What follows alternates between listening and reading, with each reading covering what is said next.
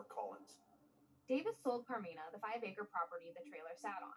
She had purchased a piece of land up in Stratton Park, and that's where we had an 8-foot wide Today is by June 24-foot 29th, long trailer that we 2024. lived in, and we had horses and goats and livestock and lived very rustically.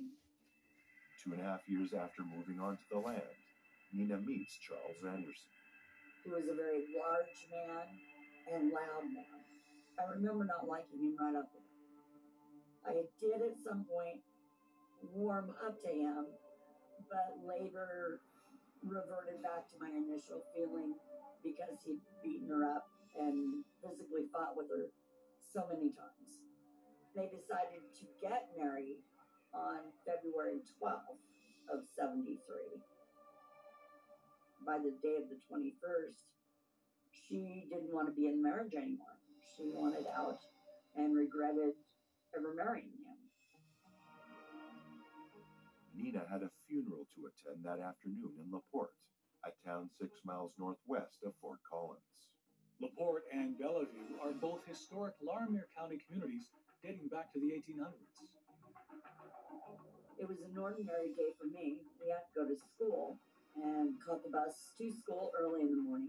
Nina was going to be doing some socializing after the funeral.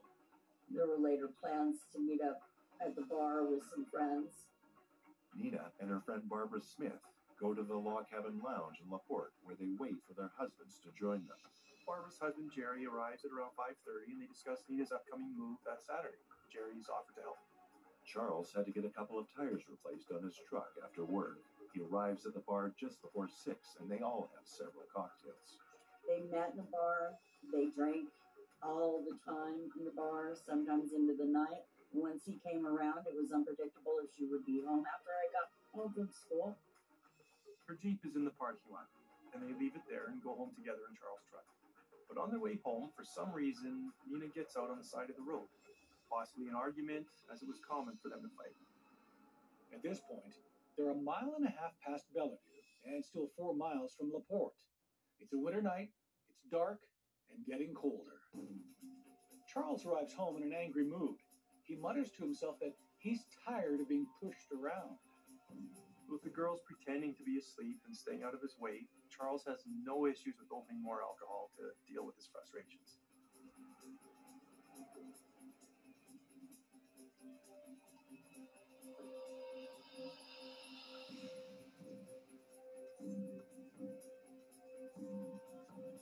Neighbor Manuel Keith is on his way home from bowling in Fort Collins when he stops on the road to give Nina a lift.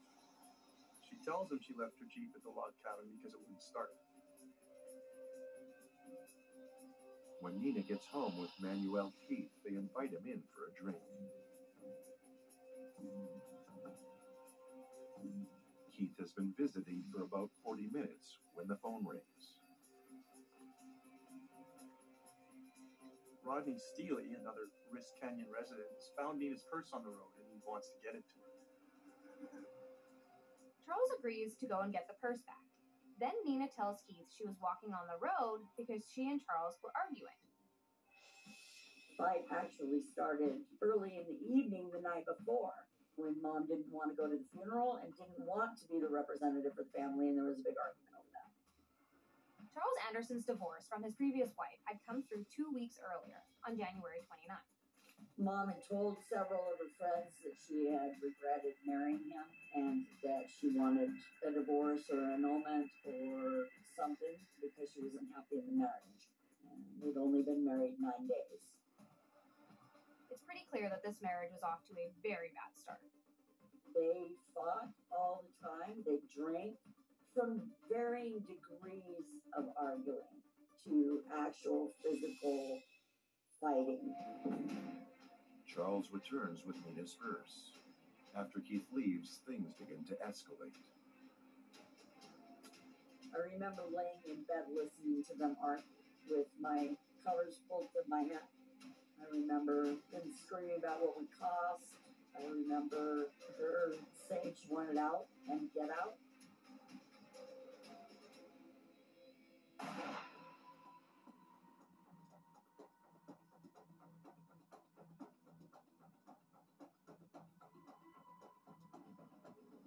At 10:30 p.m., Shirley Wimmer hears a knock at the door of her home on Wrist Canyon Road.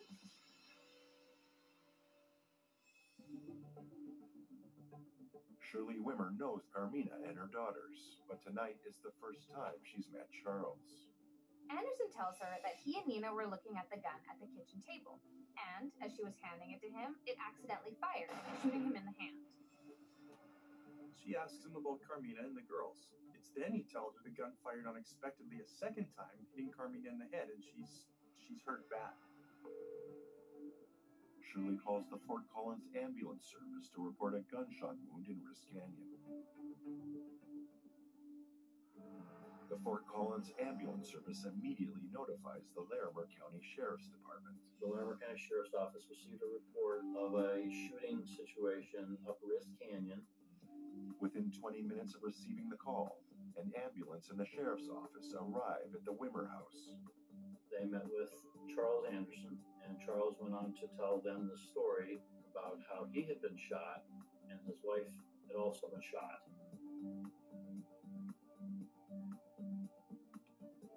Shirley Wimmer tells them Charles Anderson's injured wife and her 2 girls are at their trailer further up the road. Mrs. Wimmer offers to guide the ambulance driver and sheriff's officer Bruce Ludlam up there, while Officer Rupert and the ambulance attendant look after Charles. When Peverly and Ludlam enter the trailer, they immediately find Carmina on the floor. Peverly rolls her over to check for vital signs, and they see a gunshot wound above Nina's right temple. Shirley Wimmer is asked to look after the girls who are still asleep in the back. I remember being awakened by the neighbor telling me to be a big girl and we had to get dressed. Something terrible has happened, guiding Paula and I down the hallway where we had to step over our mother's legs to get out of the trailer. I remember looking back to her, not wanting to leave her there. At 11:30 p.m., Ludlam radios the Larimer County Sheriff's Department. He needs the coroner. We love our homes, and these days we're spending about 3/4 of all our time there, which means we're using the things that make our homes run more than ever. Our water heaters, air conditioning, washers, and dryers. And we don't even think about all these systems and appliances. They're just there for us until unexpectedly something breaks. And then you get the bill. New water heater, $1,200. New AC unit, $4,000. Thousands of dollars of your hard-earned money gone. Don't get caught. It's fast and easy to protect your home and your wallet with a home warranty plan from ARW Home. Just call 800-638-4717 or go to getahomeplan.com and protect all your household appliances and major systems. Right now, you can get plans starting at about $1 a day. We just bought our first home to settle down and start a family, and money is tight. We can't afford a big mechanical breakdown. Our home warranty with ARW Home gives us real peace of mind that we won't be surprised with a huge home repair bill. To me, an ARW home warranty is just a total no-brainer. Appliances and home systems break. It's not if, it's when. Our AC broke down. The cost to replace it would have been around $4,000, which home insurance doesn't cover.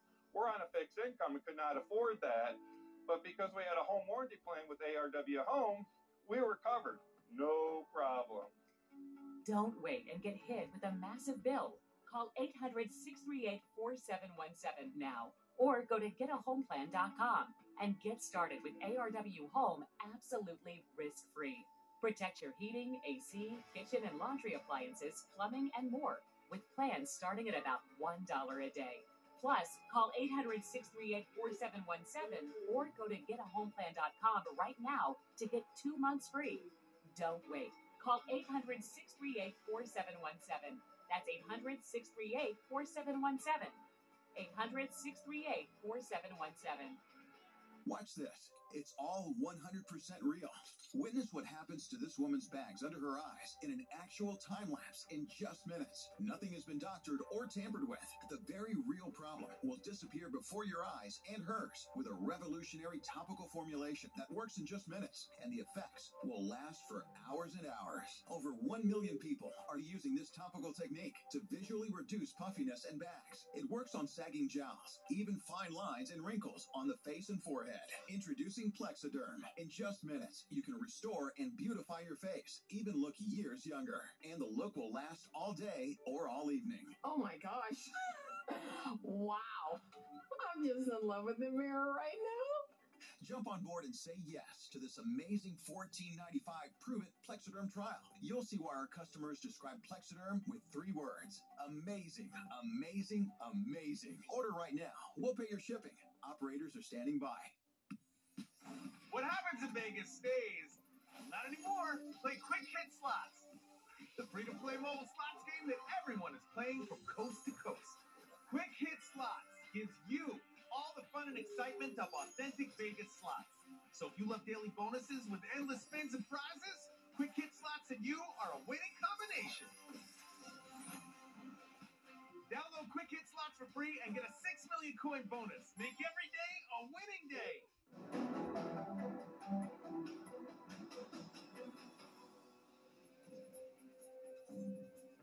On the night of February 21st, 1973, a double shooting occurs in the Riss Canyon trailer home of Charles and Carmina Anderson. Charles is shot in his right hand. He drives to a neighbor's house to get help. His new wife, Nina, is on the floor of the trailer home, mortally wounded. I could hear him calling that they needed a second ambulance, an approximate 42-year-old woman with a gunshot wound to her head. Ambulance driver Jack Peverly heads for Poudre Valley Memorial Hospital in Fort Collins, where Charles Anderson's hand will be tended to. Officer Bob Stufer from the Sheriff's Office and Lee Shipley, Chief Investigator for the District Attorney's Office, arrive at the scene 15 minutes past midnight. A revolver is found beside Nina's body. Captain Terrace Jurista from the Sheriff's Office takes the revolver into evidence. Investigators notice a large amount of liquor bottles. Meanwhile, Nina's daughters are living through what would be the worst night of their lives. So we get down to the hospital, and the doctor puts Paula and I on a gurney and a box of tissues between us and says, I want you 2 girls to be big girls about this, but your mother has passed. And do you know any relatives or anybody that we can contact?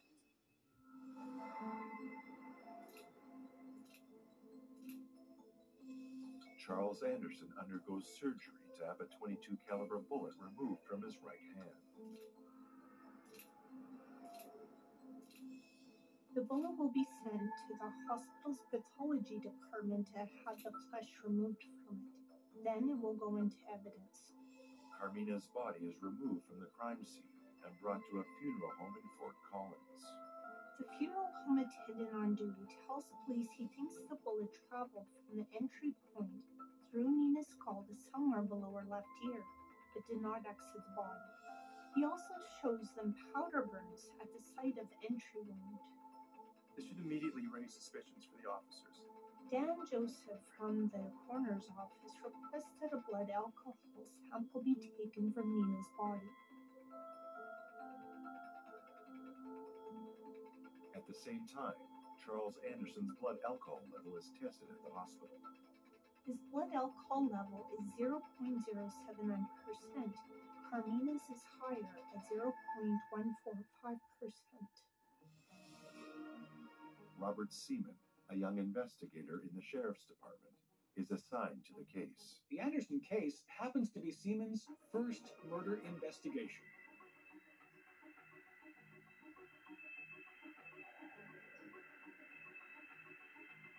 Seaman heads to the hospital with help of the DA's office to interview Charles. Anderson tells him he met up with Carmina for a drink at the log cabin lounge in the early evening after she'd been to a funeral.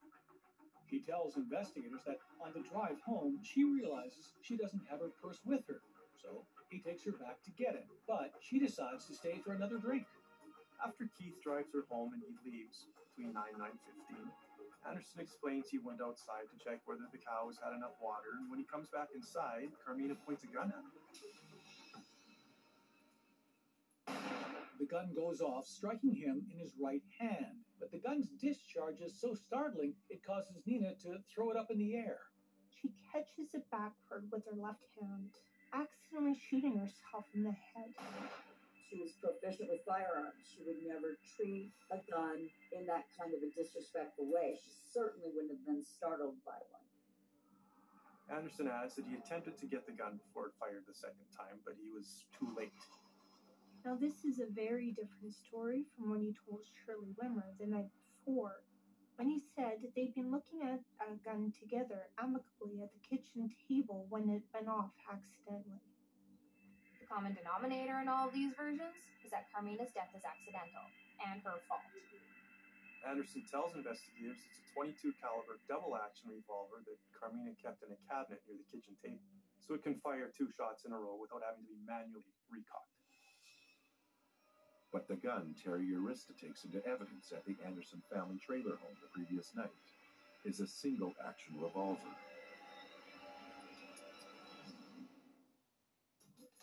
All right, time to do some selling. That's going towards rent. Oh yeah, that's going towards girls' night. And that's going towards a new bag. Your closet is worth more than you realize. Download the Poshmark app and start cashing in today. Hey, I just got a text from my sister. You remember Rick, her neighbor? Sure. He's the 76-year-old guy who still runs marathons, right? Sadly, not anymore. What? You mean... Mm-hmm. Just like that. Wow. So sudden. We're not about to have the we need life insurance conversation again, are we? No, we're having the we're getting coverage so we don't have to worry about it conversation. So you're calling about the $9.95 a month plan from Colonial Penn? I am. We put it off long enough. We are getting that $9.95 plan today. Is it time for you to call about the $9.95 plan? I'm Jonathan from Colonial Penn Life Insurance Company. Sometimes we just need a reminder not to take today for granted. It could be the death of someone you know or a health scare. That's why today could be a great day to call for free information about Colonial Penn's $9.95 plan. If you're age 50 to 85, you can get guaranteed acceptance whole life insurance starting at just $9.95 a month. There are no health questions, so you can't be turned down for any health reason. This is permanent coverage. Just pay your premiums for lifelong security. The $9.95 plan is Colonial Penn's #1 most popular whole life plan. Options start at just $9.95 a month. That's less than 35 cents a day. Your rate can never go up. It's locked in for life. Don't put it off. Take the first easy step. Call today for free information. And you'll also get this free beneficiary planner. So call now. Call 1-800-685-1515 for your free information and free gift. That's 1-800-685-1515. There's no risk or obligation. That number again is 1-800-685-1515. 1-800-685-1515. Call now. Hello, Colonial Penn? Do you want your kids to eat healthy, but they just want sweets? Force Factor Kids Super Chews can help. Created by the #1 superfoods brand in America, Force Factor Kids Super Chews are packed with healthy vitamins and are absolutely delicious. Find Force Factor Kids at the Walmart vitamin aisle today. In just 1 year, I had over $900 in banking fees. I had enough. I switched to Chime. There's no overdraft fees, no monthly fees. I'm saving hundreds for my daughter's future. For a normal guy like me, I've given myself a small raise. Join me at Chime.com. They're thinking about their next adventure. You're thinking about their next vet visit. An ASPCA pet health insurance plan helps you afford the care they need. So while they're out living their best life, you can help make sure it's a long one. Coming up next on True Crime Network.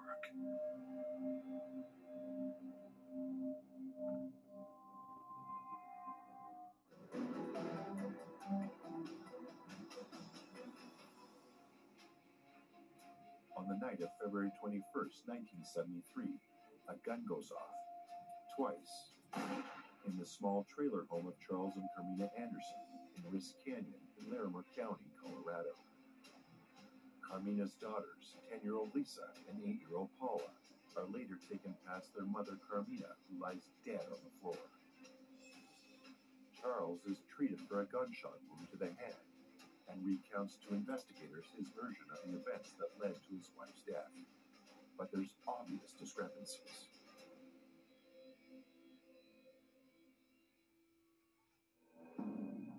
Carmina's autopsy is scheduled for the following afternoon. But first, Larimer County Coroner's Office investigator Dan Joseph does a trace metals test on each of her hands.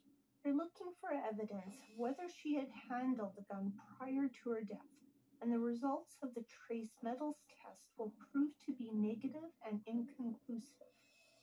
Charles Anderson has gunshot residue on his hands. He recalls that he did handle the gun with his left hand, but only after the fatal shot was fired. Earlier that morning, he told Detectives Seaman and Clement that only Nina had handled the gun, first accidentally shooting him and then herself. For the second time on this day, Anderson hears his Miranda rights read to him. And he's got a new version of events during the drive home from the log cabin lounge.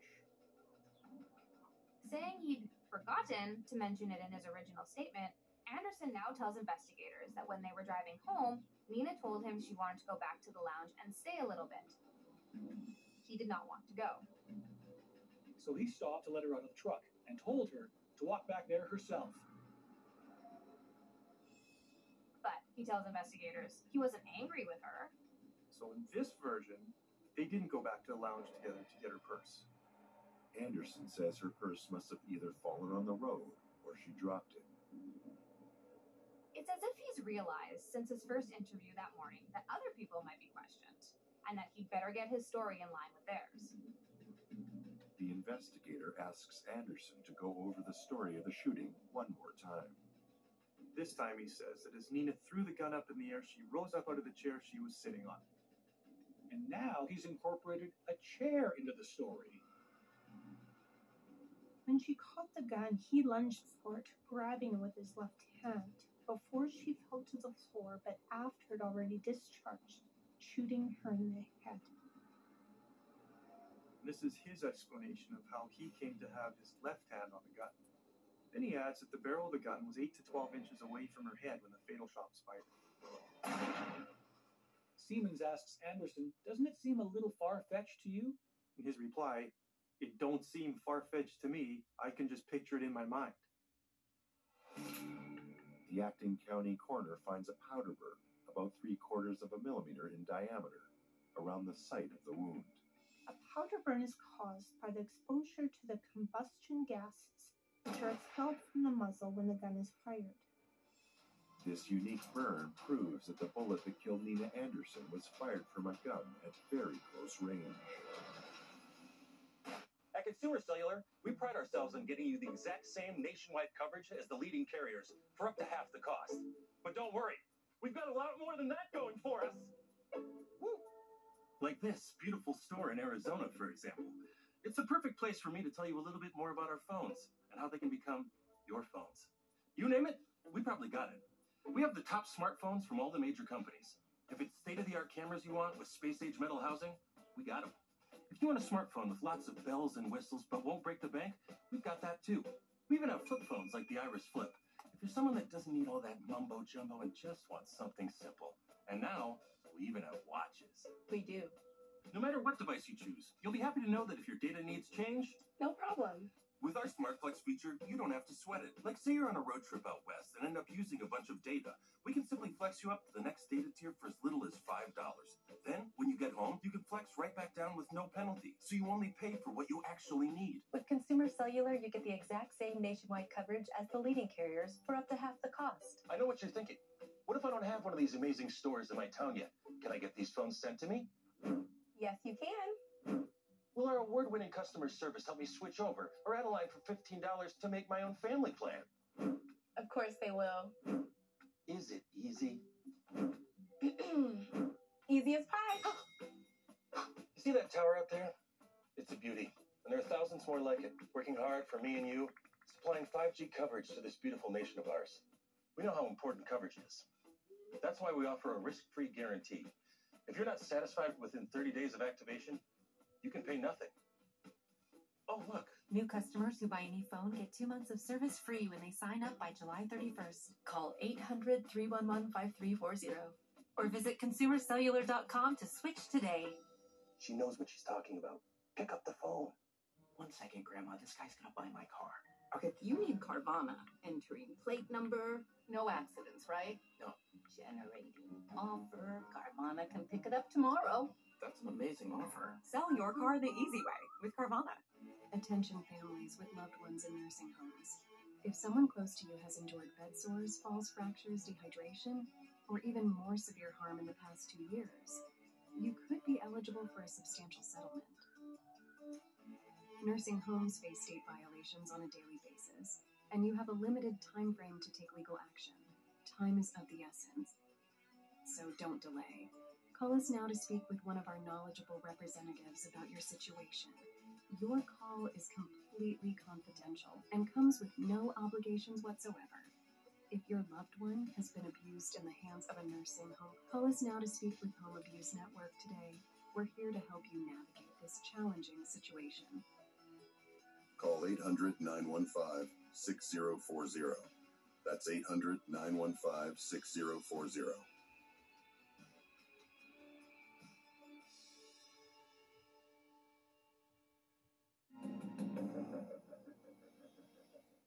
I have bad bunions. Future me. And no bunions. How? Lapiplasty corrects bunions at the source. Lapiplasty. Learn more at lapiplasty.com. Risks include infection, pain, and loss of correction. Give your TV antenna an upgrade. Meet Tablo. Tablo lets you record, pause, and replay your favorites, and gives you access to more free channels you can't get with an antenna alone. Tablo connects to any TV antenna and your Wi-Fi, so you can watch on any device, anywhere in your home. Get it all with 0 monthly fees or contracts. Get your Tablo today at an incredible low price. Tablo. Pay once and watch forever. Order now at TabloTV.com or these popular retailers.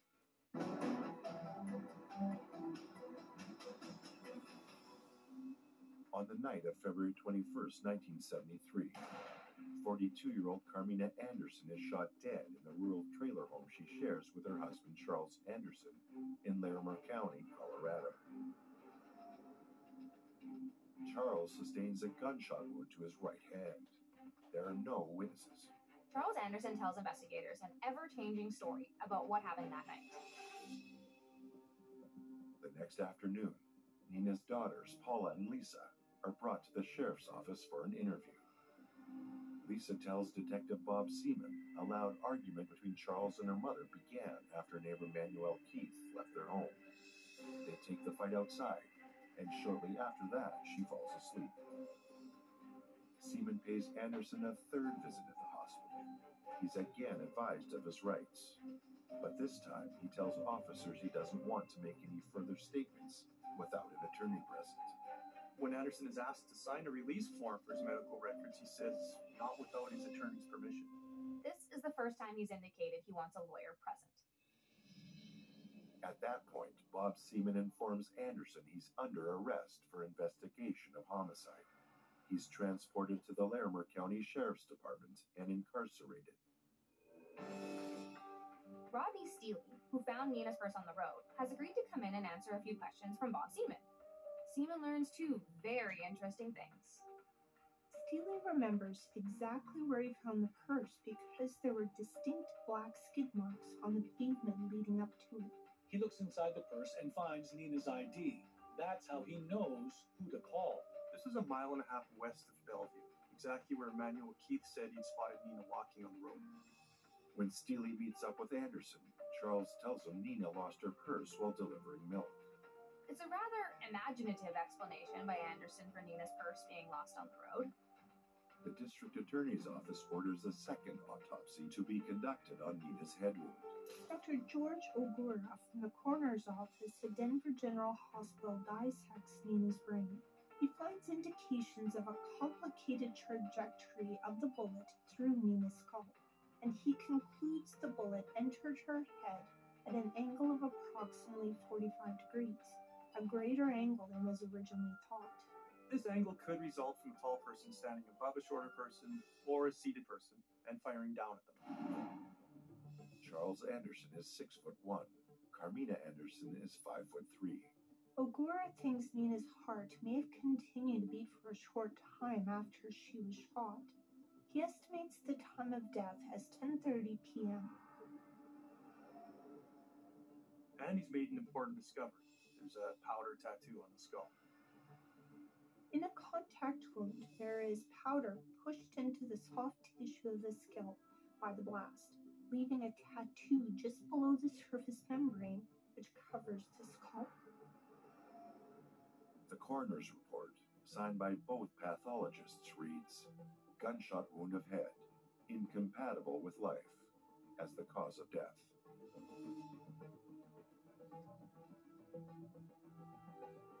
Bob Seaman has Rodney Steely help him measure a set of skid marks on Wrist Canyon Road where Nina's purse was found by the neighbor. They're a match for the dimensions of the wheelbase and tires on Anderson's Datsun pickup truck, and indicate he came to a hard and fast stop on the road that night. They thought all the way up the canyon to the point where he skidded to a stop and threw her out of the vehicle. Seaman brings District Attorney Stuart Van Meveren up to speed on the Carmina Anderson case. So based on the inconsistencies in Anderson's stories, the fact that he did handle the gun and the discovery of the powder on Nina's skull, investigators are ready to file criminal charges with the DA's office. Van Meveren calls for a coroner's inquest. The coroner's inquest, comprised of a 6-member jury, is convened on Monday, March 12th, officiated by Jack Russell, a deputy coroner for the county.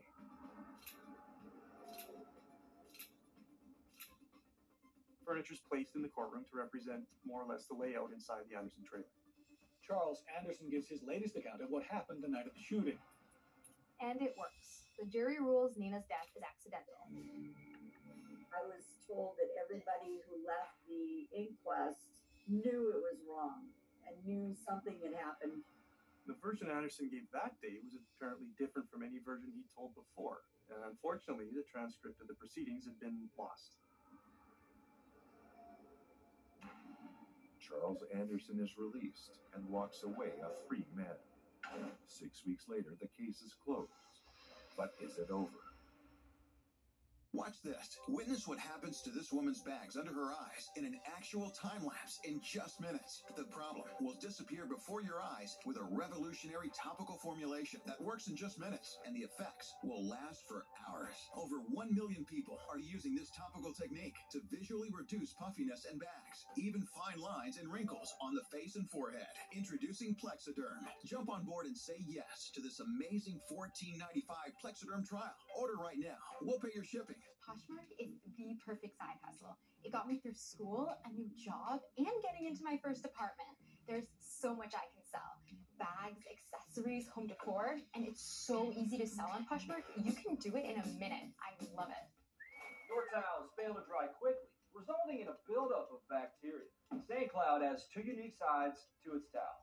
One side of the towel is looped for absorbency, while the other side is woven flat with organic Turkish cotton to quickly dry itself off. There has never been a better time to join AARP. This special offer gives you exclusive access to hundreds of AARP discounts, programs, and services that will add real value to your life. As a member, you can get discounts on glasses and eye exams, save on prescription drugs not covered by Medicare, but you can also save on travel, hotels, restaurants, concert tickets, and so much more. I didn't know that. AARP helps members access exclusive benefits like Medicare supplement insurance, even auto insurance. We can use that. AARP offers financial tips, career resources, and tools that may help you avoid identity theft and scammers. That's good to know. Pick up the phone now to join AARP. 1 year for just $12. That's 25% off the regular membership price. You'll even get a second membership included free. And you'll receive AARP the magazine filled with information and articles important to you. Plus, you'll get hundreds of benefits and an additional free gift if you call now. And you don't have to be retired to join AARP. You can join at 50 for instant access to many member benefits. For 60 years, AARP has fought to protect your Social Security, Medicare, and more. That sounds good to me. Now you know how AARP helps people like us take on today. So don't miss your chance to join now. Call or go online now to take advantage of this special offer. 1 year for just $12. That's a savings of 25% off the regular membership price. And you'll get a second AARP membership for anyone in your home free and get a full year subscription to AARP the magazine filled with information and articles important to you. Plus, you get the AARP mobile app that connects you to local events and activities near you. And as a free gift, we'll include this insulated trunk organizer. So don't miss this chance to save 25% and get 1 year for just $12. Call 800-400-9312. Loved ones taken too soon. They're killers, still walking free. Is it possible that there's a serial killer out there? But for these victims, justice is finally coming, finally caught. Next on True Crime Network.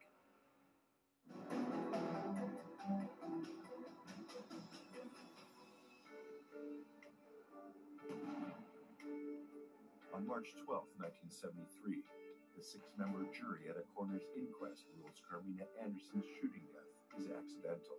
None of the physical evidence in this case was retained. It was either released back to the husband, Charles Anderson, or disposed of, according to policies and procedures at the time. That doesn't happen today because there's new laws in Colorado that prohibit you from destroying any homicide evidence forever, essentially. The gun, for instance, was sold at some point. 2 decades go by. Carmina's daughter, Lisa, now 26, begins looking into her family history. Initially, through genealogy, I discovered that the man on my birth certificate wasn't my father. And in a letter from him, I was told, you may want to check. Are you sure she died the way you think she did? After that, I wanted to get the police report and look at it and see for myself what the truth was. On December 30th, 1994, Lisa obtains a copy of the sheriff's report written in 1973. It leaves her with some troubling questions. There were several things that really stood out to me. One was that her feet were in the rungs of the chair, and the chair was tipped over on the right side when the ambulance driver found my mother. So she and the chair were kicked over, so she was never standing in defense. She was sitting in a chair. It bothered me that there were 10 versions in the report of Charlie Anderson's variations of what happened. Lisa makes a list of all the witnesses, investigators, district attorneys, pathologists, and coroners mentioned in the report, and begins contacting them. Some of them were willing to help me, and many of them were not. The doors would immediately be closed. They would say, I don't want to talk about this, or you need to contact somebody else, or I just don't know. So on March 7th of 95, I got a copy of the death certificate that said accident. Lisa is convinced Nina's death is no accident, and that it didn't happen in any of the several ways described by Charles Anderson. In a pawn shop, Lisa finds a Harrington & Richardson single-action revolver that is the same model that shot her mother. I did a cardboard cutout. So me and my paper gun went to the coroner's office and role-played. And it couldn't have happened any which way that Chuck Anderson had said. That coroner is Dr. Fred Rosenberg in the county coroner's office. He obtains the 2 coroner's reports written in 1973 that Lisa has been unable to see. And he took the results of both of those autopsies and put together a diagram that was instrumental in placing facts and proving that her hand could not have been on the gun at the time it was fired. He consults with Larimer County Coroner Dr. Patrick Allen. Together they conclude that the actual measurable dynamics of the bullet's trajectory are not consistent with any of Anderson's statements. On May 7th, 1996, Dr. Allen issues an amended death certificate. I was ecstatic and I thought something might get done. I thought certainly it'll be an open case and they'll work it and we'll get Chuck put behind bars and justice will be served. But that's not how things went. Another 5 years go by. Then in 2001, the Longmont Times-Call newspaper runs a story on cold cases in northern Colorado. I went to work and somebody had mentioned seeing an article, the unsolved homicides down the Front Range, where my mom was mentioned in a 3-paragraph article, and it was inaccurate. So I began contacting the author of the article. I gave her a notebook full of factual documents and said I didn't care what she did, just make it factual. My mom did not commit suicide, and that was never even part of the consideration. The newspaper became interested in doing a story on the Anderson case. Lisa told journalist Dee Dee Carell how to reach Charles Anderson. Dee Dee Carell located and conducted her own interview of Charles Anderson in a small town in the northern part of our county, Wellington. When Anderson agrees to meet with Dee Dee Carell at his apartment, she brings her father with her to remain in the vicinity, assuring her safety. Well, I was grateful she took somebody to go with her. I did not want her to go alone because he is a dangerous man. During an hour-long interview, Anderson contradicts himself several times, telling Carell he can't remember what he told investigators at the time of Nina's death. He tells Carell that he has PTSD from his military training in the 60s, before Vietnam occurred, as part of a counterinsurgency group called the Strategic Army Corps. One of the stranger things he told her was that he didn't know Nina owned a gun, and that he hadn't seen it before that night. Dee Dee asks Anderson outright how Nina got shot. His response is, well, she didn't shoot herself. When she asks him who did shoot Nina, he replies, "Well, I guess I had to. That's what everyone says I did." In the interview, he admitted that Mom's hand was not on the gun at the time it was fired, and she didn't shoot herself, which gave us 2 new witnesses and an admission of guilt. The following week, the reporter sits down with Larimer County Lieutenant Andy Josie to report what she's learned from speaking with Anderson. So clearly she had obtained new information, and it made sense for us to take another look at the case in 2002. Andy Josie tasks Sergeant Bob Coleman with a follow-up investigation of the Anderson case. Coleman compares Lisa's notes with the case files at the Sheriff's Office and the Larimer County Coroner's Office, but he can't find the medical records for evidence from Anderson's injured hand. On December 13th, Coleman gets a search warrant for the medical records. The records revealed that fragments of black foreign material were found in a tissue sample from Anderson's hand. That's consistent with fragments of gunpowder residue. This comes from being shot at very close range, not from 6 feet away as Anderson had claimed. Did Anderson shoot himself in the hand as part of the ploy to cover up Nina's murder? Charles Anderson had enough gunshot residue and debris on his hands to suggest that he was in direct or almost direct contact with a gun when it went off. I'd always believed that he shot her in the head and then shot himself in the hand for alibi. It was decided that Mr. Charles Anderson would be offered the chance to tell the story again, which he agreed to do. Almost 30 years to the day after Carmina's shooting death, Anderson is asked to come back to the Sheriff's Office for another interview. It's a long conversation with Anderson claiming problems with his memory, giving different accounts of similar events. Coleman raises the topic of the coroner's findings.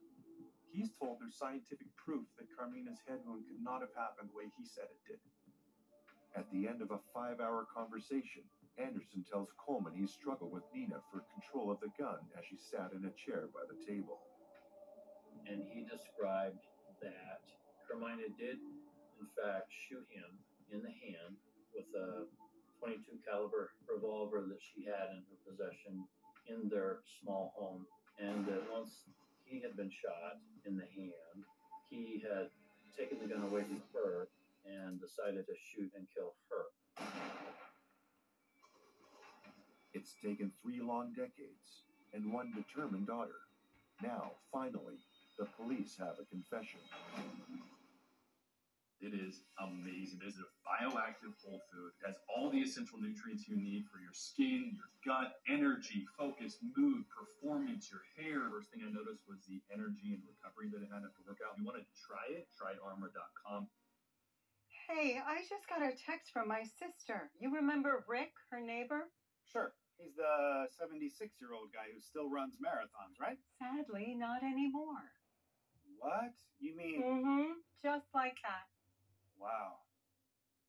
So sudden. We're not about to have the we need life insurance conversation again, are we? No, we're having the we're getting coverage so we don't have to worry about it conversation. So you're calling about the $9.95 a month plan from Colonial Penn? I am. We put it off long enough. We are getting that $9.95 plan today. Is it time for you to call about the $9.95 plan? I'm Jonathan from Colonial Penn Life Insurance Company. Sometimes we just need a reminder not to take today for granted. It could be the death of someone you know or a health scare. That's why today could be a great day to call for free information about Colonial Penn's $9.95 plan. If you're age 50 to 85, you can get guaranteed acceptance whole life insurance starting at just $9.95 a month. There are no health questions, so you can't be turned down for any health reason. This is permanent coverage. Just pay your premiums for lifelong security. The $9.95 plan is Colonial Penn's #1 most popular whole life plan. Options start at just $9.95 a month. That's less than 35 cents a day. Your rate can never go up. It's locked in for life. Don't put it off. Take the first easy step. Call today for free information. And you'll also get this free beneficiary plan. So call now. Call 1-800-685-1515 for your free information and free gift. That's 1-800-685-1515. There's no risk or obligation. That number again is 1-800-685-1515. 1-800-685-1515. Call now. Hello, Colonial Penn? At drivetime.com, we've been hard at work, and we finally did it. Did you make it so I can finally see my real payments and shop at thousands of cars with no hit to my credit? Wait. Yes! Shop for cars online with no credit hit.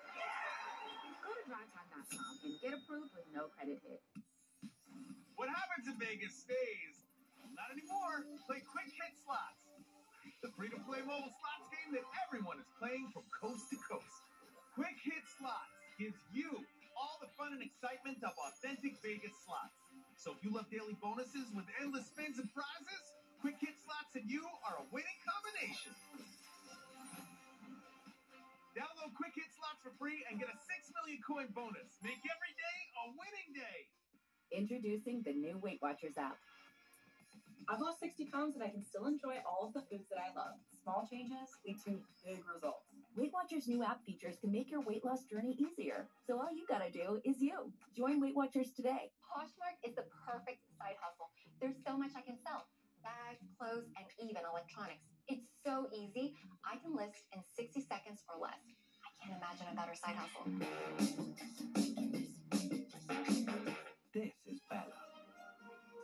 Bella can do a lot on her own. But she can't get first-rate pet insurance without you. Sign up for ASPCA Pet Health Insurance today to protect the ones you love. Even though St. Cloud is thin and lightweight, they're still as absorbent as a traditional bath towel, yet dry 3 times faster. Your towels fail to dry quickly, resulting in a buildup of bacteria. You will not want to go back to traditional bath towels.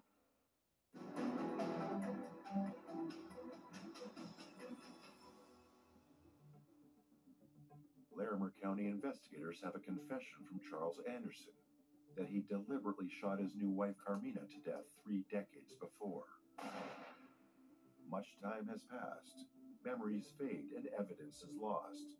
Is there enough for police to press charges? Detective Coleman calls Travis Brinkoff, a former Risk Canyon area resident who now lives out of state. Brinkoff has known Charles Anderson for 40 years. He knew Carmina, too. Brinkoff tells Coleman he was elk hunting with a friend at Red Feather Lakes sometime after Nina's death when he ran into Charles Anderson by chance. Red Feather Lakes is a group of 14 lakes in the Rocky Mountains about 50 miles northwest of Fort Collins. The topic of Nina's death came up. Brinkoff tells Bob Coleman he was shocked when Anderson said, "Yeah, I shot that bitch and she deserved it." And there's stories that came out later where we learned that he would make statements to friends, like, "I can tell you how to kill your wife and get away with it." Bob Coleman calls Terrence Urista, the deputy who takes the gun into evidence at the trailer 30 years before. Urista is now the police chief at the University of Northern Colorado. One thing Terry Urista recalled was how it would have been very hard for Anderson to struggle with Nina in the way he described in the confined space of that trailer. He remembers the gun was a single-action revolver that had to be manually cocked before it could be fired again. Which flies in the face of every version of the story in which Anderson said the gun fired accidentally a second time. With these new interviews on record, plus Anderson's confession, Coleman believes he has enough probable cause to get a warrant for an arrest. On the 30th anniversary of Nina's death, Lisa is invited to a meeting at the sheriff's office, where she receives some stunning news. I met with the undersheriff, and he said, "We've gone to the DA, and we believe we have enough to prosecute. So an arrest warrant has been issued, and we're going to go arrest him." And I was all excited and happy. On March 4th, 2003, a warrant is issued for Anderson's arrest on a charge of second-degree murder. At 10 a.m. the following day, Charles Leroy Anderson is picked up by members of the Larimer County Sheriff's Office and the Greeley Police Department. Anderson had recently moved to Greeley and was living at an assisted living center there. Tried outrunning him. It was like a slow-motion getaway. Oh my God. He went from applying for VA housing, then moving into another one in Greeley, trying to make his great escape. So I was on the phone call when they were actually cuffing him. That was unbelievable. He no longer got away with it. He no longer did his way through it. He couldn't fabricate a story. He was in cuffs, and he was going to the pokey. I was happy. I was ecstatic. When you're dealing with a case that's that old and you have no evidence, we had the gun no longer, we didn't have any evidence left, and we had a variety of stories that were ever changing. We had no witnesses. Anderson was charged with manslaughter, and in 1973, the penalty for manslaughter would have been 1 to 10 years. I got a call on what would have been my mom's birthday in August, and I was told that they wanted to offer him a plea bargain of 1 year. And I said 5 years. And they said, "Well, he's in poor health. I don't think he'll live 5 years."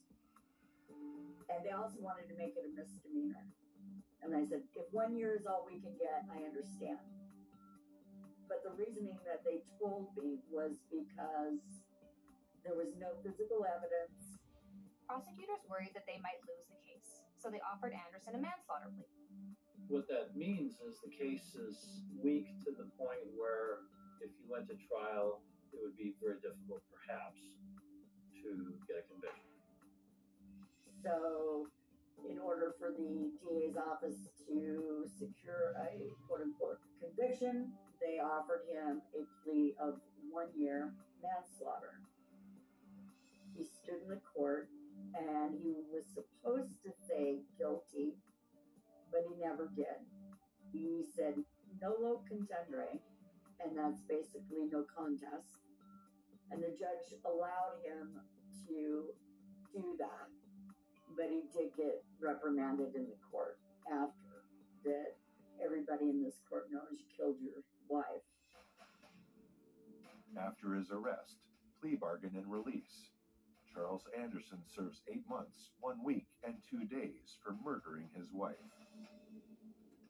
Most of the sentence is served in the Larimer County Detention Center prior to trial. Then he serves 5 weeks at the Minimum Security Colorado Department of Corrections 4-Mile Correctional Facility in Cannon City, Colorado. Lisa's persistence is recognized for how valuable it was in securing a conviction in this cold case. I'm very proud of her and impressed that she presented herself so well, presented the information so well. It was because of her that ultimately justice to some degree was served. Without her, I doubt that it would have. I think the initial drive in me was searching for the answers, finding what the truth really was. I wanted her legacy not to be stalled in the hands of time. I'm proud of the fact I was part of an agency that was willing to make the effort, no matter how many years had gone by, to see if we could make a difference. And with Lisa's help, we were able to finally do that. Lisa has won, but she still lost her mom, Carmina. There's always going to be that hole in your heart. There's always going to be that empty space at the table or the missing smile. I feel that everybody is in my situation as a family member or somebody who lost a loved one. I feel it's your right to know what happened to your loved one. After 3 decades, a story with too many versions, and a daughter's determination, a killer is finally caught.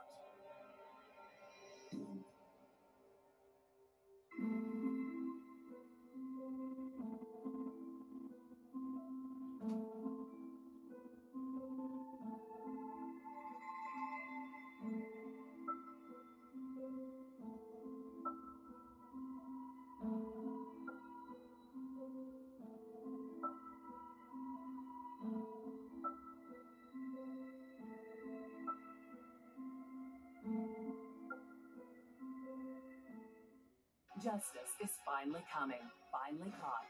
Next.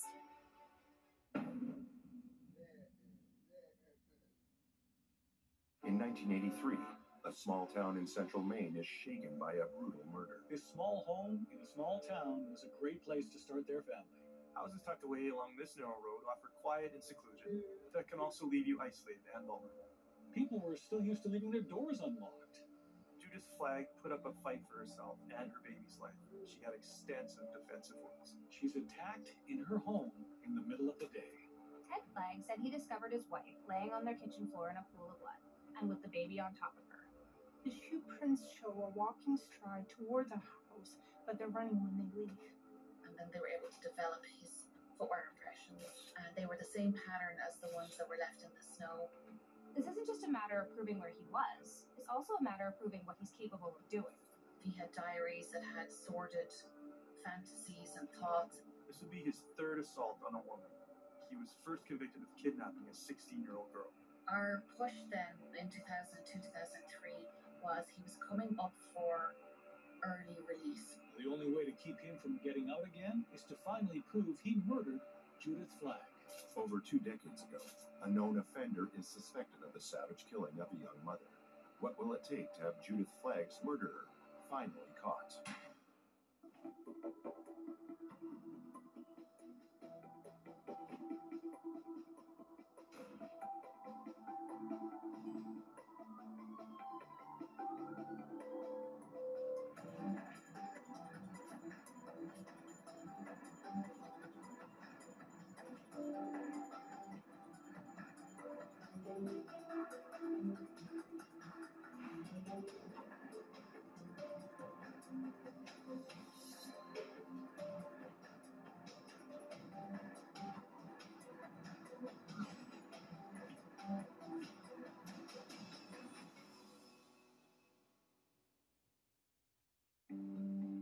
Fayette is a small town nestled in Kennebec County in the northeastern state of Maine.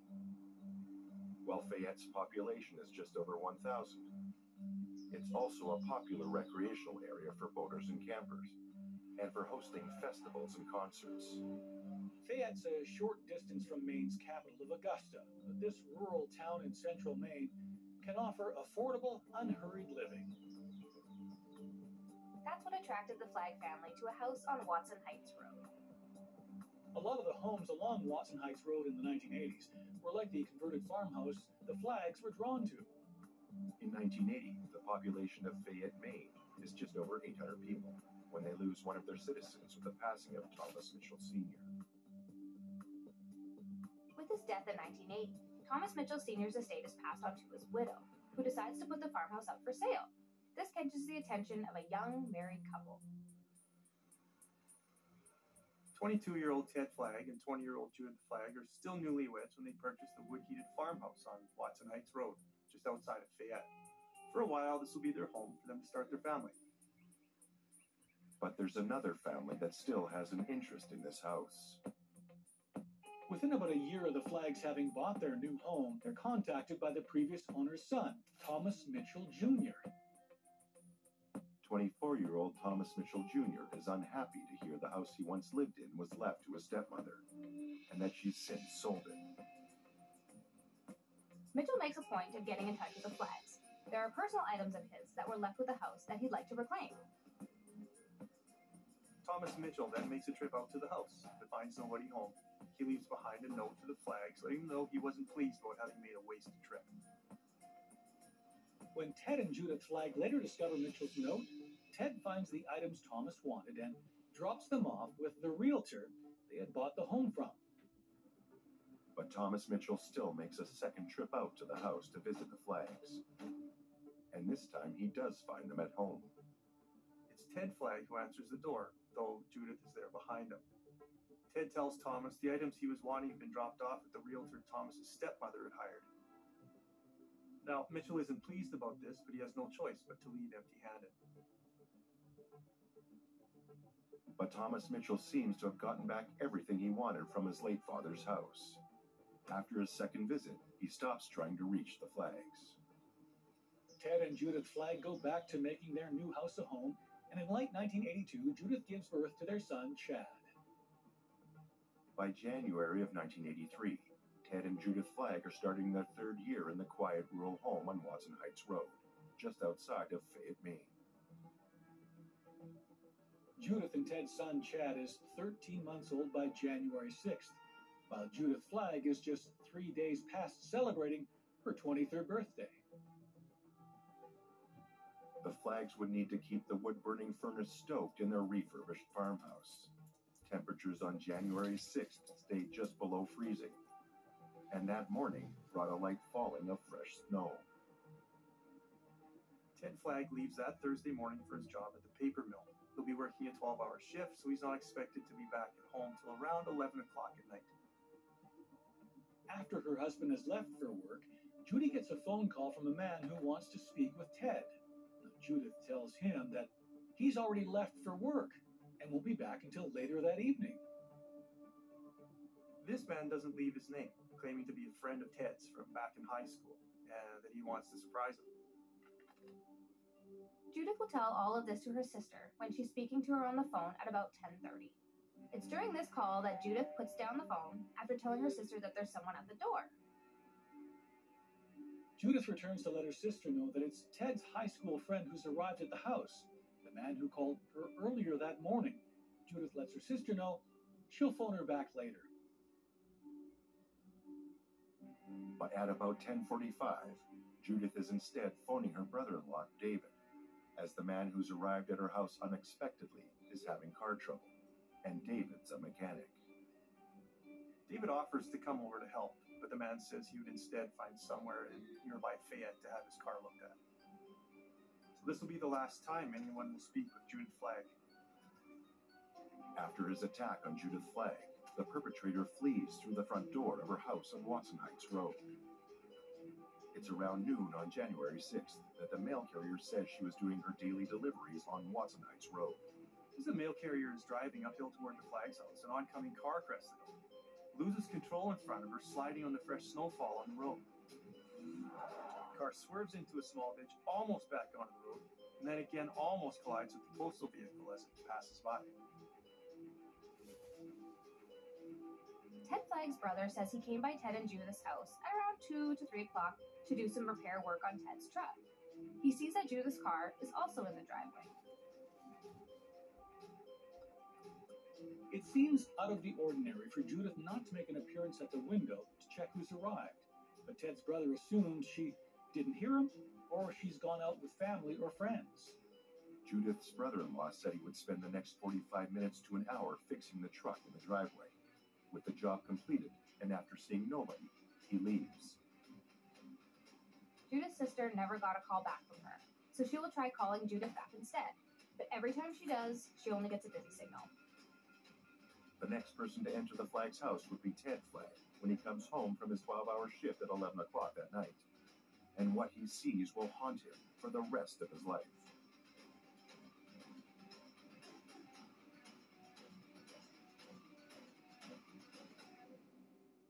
At Consumer Cellular, we pride ourselves on getting you the exact same nationwide coverage as the leading carriers for up to half the cost. But don't worry, we've got a lot more than that going for us. Woo. Like this beautiful store in Arizona, for example. It's a perfect place for me to tell you a little bit more about our phones and how they can become your phones. You name it, we probably got it. We have the top smartphones from all the major companies. If it's state-of-the-art cameras you want with space-age metal housing, we got them. If you want a smartphone with lots of bells and whistles but won't break the bank, we've got that too. We even have flip phones like the Iris Flip.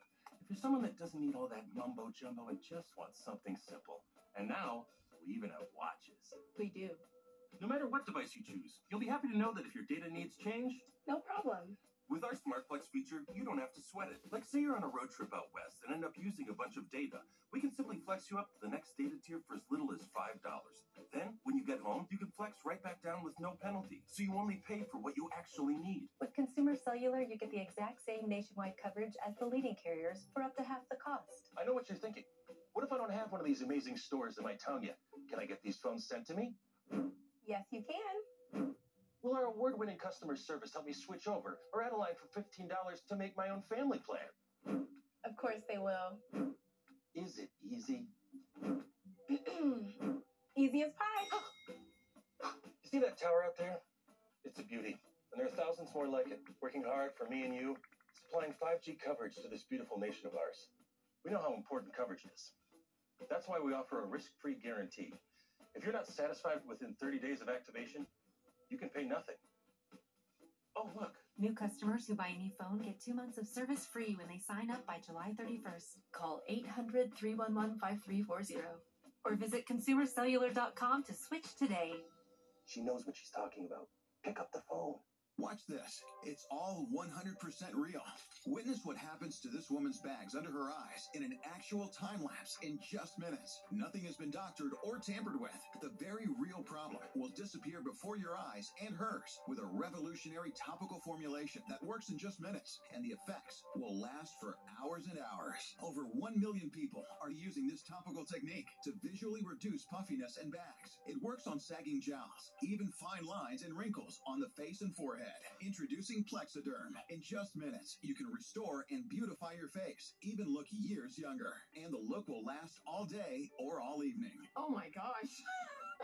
Wow. I'm just in love with the mirror right now. Jump on board and say yes to this amazing $14.95 Prove It Plexiderm trial. You'll see why our customers describe Plexiderm with 3 words. Amazing, amazing, amazing. Order right now. We'll pay your shipping. Operators are standing by. All right, time to do some selling. That's going towards rent. Oh yeah, that's going towards girls' night. And that's going towards a new bag. Your closet is worth more than you realize. Download the Poshmark app and start cashing in today. Everyone warned me about credit cards, but I found the Chime Credit Builder card and was able to build my credit with no annual fees or interest. My score went up over 60 points, and I bought my first car. My next goal, a 700 credit score. Join me at chime.com.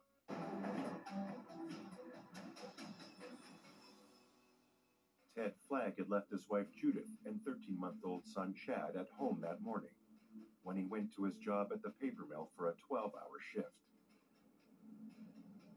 Ted said he came home to find his rural house in complete darkness. He made his way in through the side door from the garage, as he always does. Once inside, Ted notices the house has gone cold, as the fire in their wood-heated furnace has gone out.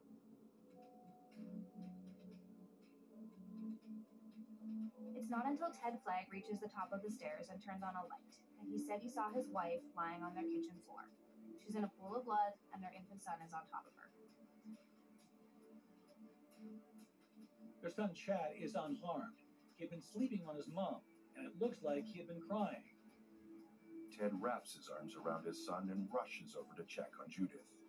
But Judith Flagg is dead. She lies clutching the receiver from the kitchen phone in her hand. Ted would take the baby to a downstairs room where he would first phone family members and then police were contacted. After photographing the crime scene, Judith Flagg's body is removed and Chad's bloodstained clothes are also taken in as evidence. Though Judith Flagg appears to have suffered stab wounds, no weapon is found at the crime scene.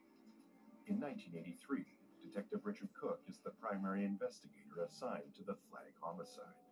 There were signs of a struggle in the nursery room, as well as a bloodletting event there. The blood on the floor pointed to Judith being attacked in the baby's room, and that she then crawled to the kitchen phone, but was unable to call for help in time. In the front yard of the Flagg's house, police find a footprint trail in snow that had fallen the morning before. Sometimes footwear impressions aren't really meaningful, but the fact that they're in this thin, dusting snow puts them the time in the thin, dusting snow. Neither Ted nor Judith Flagg tended to use this door. They traditionally used the side door through the garage. This person had entered in a way that the family never would walk towards the front door and come in that direction. This footprint trail leads from the mailbox to the front door, then back again. Measurements taken shows a walking stride toward the house, but a longer stride when exiting, indicating this person was running when they left. Police are able to take 3 castings of the shoe imprints in the snow, 2 full heel-to-toe, and 1 heel. More information is volunteered to police by the mail carrier. She stops by during her route when she sees the police at the Flagg house the day after the murder. The mail carrier explains how she was nearly in a collision with a vehicle coming from the direction of the Flagg's house at around noon the day before. The car crested a hill, lost control, then corrected just as it drove by her. The mail carrier describes this driver as a clean-shaven male, early 20s, light brown hair, and comments how the driver always looked straight ahead, never making eye contact with her. She also has a description of the car and what the driver was wearing. The autopsy reveals the cause of Judith Flagg's death was from multiple stab wounds to her chest and abdomen. Judith really put up a fight for herself and for her baby's life, as she also had extensive defense wounds on her hands, her fingers, as well as on her left wrist. Testing reveals the blood stains on the baby's clothes are from Judith Flagg. There were also semen stains on both Judith and the baby's clothing, as well as on a swab taken from Judith's mouth, showing she had been sexually assaulted. The bloodstain samples and swabs, along with fingernail clippings, were separately contained, labeled, and sent by the Deputy Chief Medical Examiner to the Maine State Police Crime Laboratory. The news of a grisly daytime murder in a neighborhood home is a shock to the residents of Fayette, Maine. People were used to leaving their doors unlocked. This is a town of just over 800 people that still had a sense of community. Residents of Fayette had a hard time trying to remember when, or if, a murder had ever been committed there. State police set up a command post at a Fayette school and a fire hall. They questioned over 150 people. And while the police are appealing to the public for any information in Judith Flagg's killing, the people of Fayette are pushing for the police to find who's responsible for this murder in their town. Ted Flagg considered himself and Judith as generally easygoing people, saying she would never harm a fly and that he never stepped on anyone's toes. As far as he knows, they had no enemies. So it's only in hindsight that it's plain to see the Flaggs had stepped on someone's toes. Ted and Judith Flagg found an enemy when they bought their house 3 years ago. The house had been sold to them by the widow of Thomas Mitchell Sr. It was about a year later that they were visited twice by the late Thomas Mitchell's son. Thomas Mitchell Jr. had once lived in that house and was trying to get back things of his that had been left there, but it had been over a year since Ted Flagg had last seen him. A few days after Judith Flagg's death, the mail carrier who witnessed the car leaving the scene around the time of the murder worked with detectives to develop a composite sketch of the man she saw behind the wheel. So though she's never able to identify a particular individual as the driver, nor identify a specific car, she describes the vehicle as being a maroon color with a tan top. But Thomas Mitchell was seen in his car on the morning of the murder, by a South Portland police detective. The detective positively identifies Thomas Mitchell driving his car north on the interstate at around 7 o'clock a.m. on January 6th. From Portland, Fayette is about a 70-mile trip north by car. Thomas Mitchell's car is identified as two-tone, green with a tan roof. But while the car is painted an olive green, one side of it is covered with a maroon primer. There's a reason for this Portland detective to know who Thomas Mitchell is, as Mitchell's just been released from jail a little over a year ago. The passing of Thomas Mitchell's father and the subsequent sale of his home came at an awkward time for Mitchell, because all of this had occurred when he was in prison. In 1978, Mitchell was imprisoned for 4 years for the kidnapping of a 16-year-old girl. Thomas Mitchell Jr. has now become the prime suspect for the murder of Judith Flagg. What happens in Vegas stays. Not anymore. Play quick hit slots. The free-to-play mobile slots game that everyone is playing from coast to coast. Quick hit slots gives you all the fun and excitement of authentic Vegas slots. So if you love daily bonuses with endless spins and prizes, quick hit slots and you are a winning combination. Download quick hit slots for free and get a 6 million coin bonus. Make every day a winning day. Huh. How long have you been tracking our car's value with Carvana? Just like 7 months. Should we sell it? We hold. Oh. Silver vans are going for more right now, should we? Our low mileage is paying off. You think we should Hold. Depreciation's really heating up, you think? We just did 2.5%! Now! Already sold to Carvana. Go to Carvana and track your car's value today. Hey, I just got a text from my sister. You remember Rick, her neighbor? Sure. He's the 76-year-old guy who still runs marathons, right? Sadly, not anymore. What? You mean... Mm-hmm. Just like that. Wow. So sudden. We're not about to have the we need life insurance conversation again, are we? No, we're having the we're getting coverage so we don't have to worry about it conversation. So you're calling about the $9.95 a month plan from Colonial Penn? I am. We put it off long enough. We are getting that $9.95 plan today. Is it time for you to call about the $9.95 plan? I'm Jonathan from Colonial Penn Life Insurance Company. Sometimes we just need a reminder not to take today for granted. It could be the death of someone you know or a health scare. That's why today could be a great day to call for free information about Colonial Penn's $9.95 plan. If you're age 50 to 85, you can get guaranteed acceptance whole life insurance starting at just $9.95 a month. There are no health questions, so you can't be turned down for any health reason. This is permanent coverage. Just pay your premiums for lifelong security. The $9.95 plan is Colonial Penn's #1 most popular whole life plan. Options start at just $9.95 a month. That's less than 35 cents a day. Your rate can never go up. It's locked in for life. Don't put it off. Take the first easy step. Call today for free information. And you'll also get this free beneficiary plan. So call now. Call 1-800-685-1515 for your free information and free gift. That's 1-800-685-1515. There's no risk or obligation. That number again is 1-800-685-1515. 1-800-685-1515. Call now. Hello, Colonial Penn? Coming up next on True Crime Network.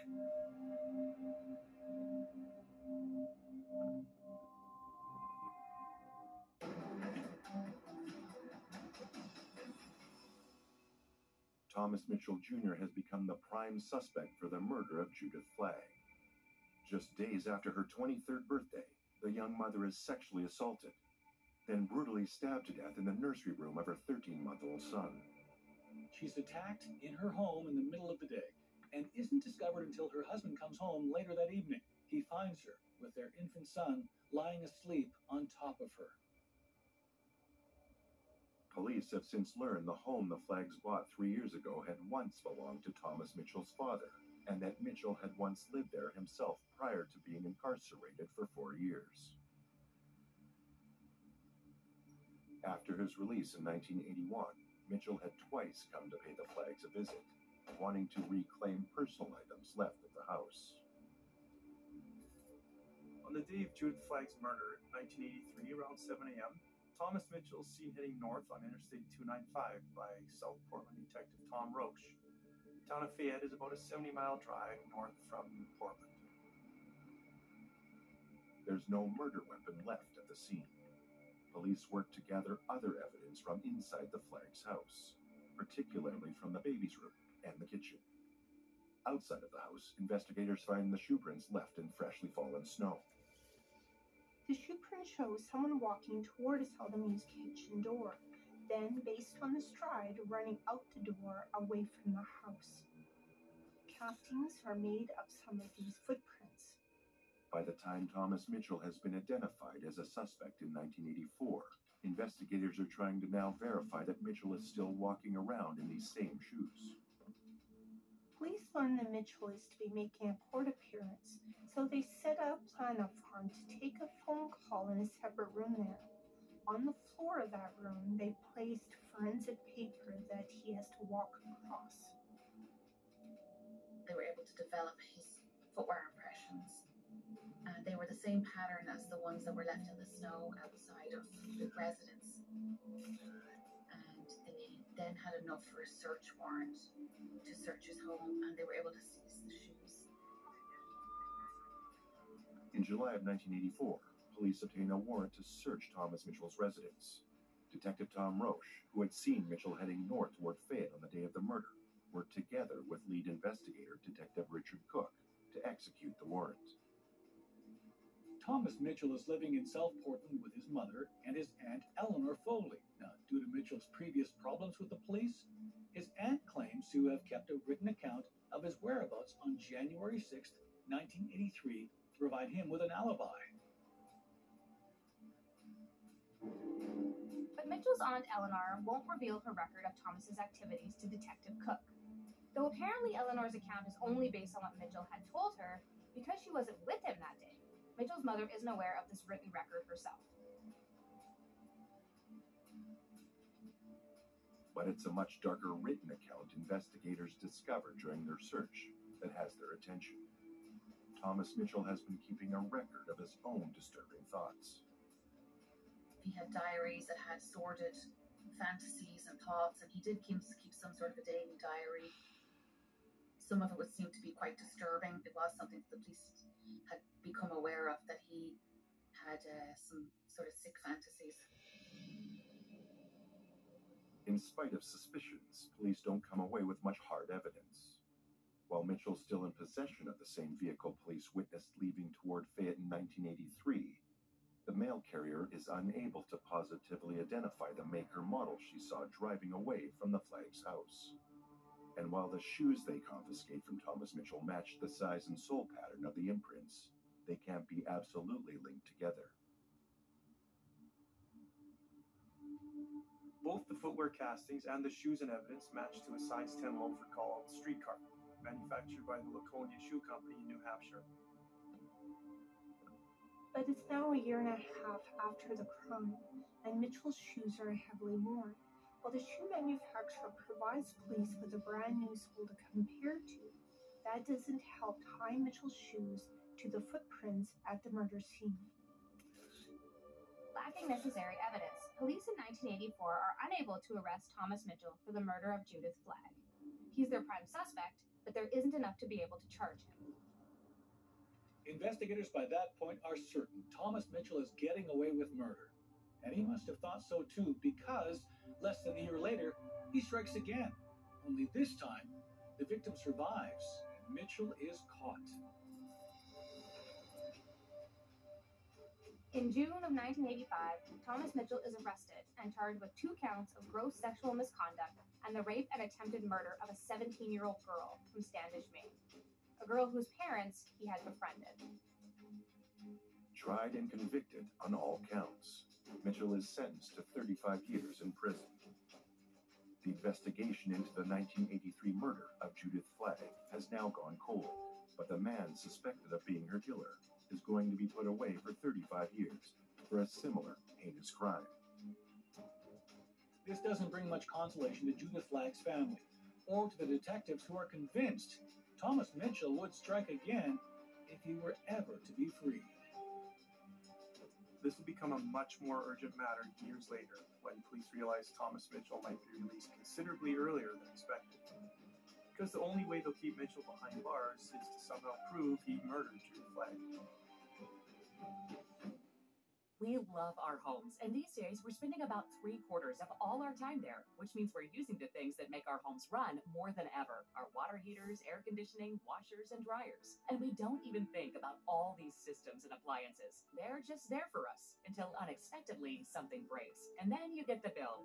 New water heater, $1,200. New AC unit, $4,000. Thousands of dollars of your hard-earned money gone. Don't get caught. It's fast and easy to protect your home and your wallet with a home warranty plan from ARW Home. Just call 800-638-4717 or go to getahomeplan.com and protect all your household appliances and major systems. Right now, you can get plans starting at about $1 a day. We just bought our first home to settle down and start a family, and money is tight.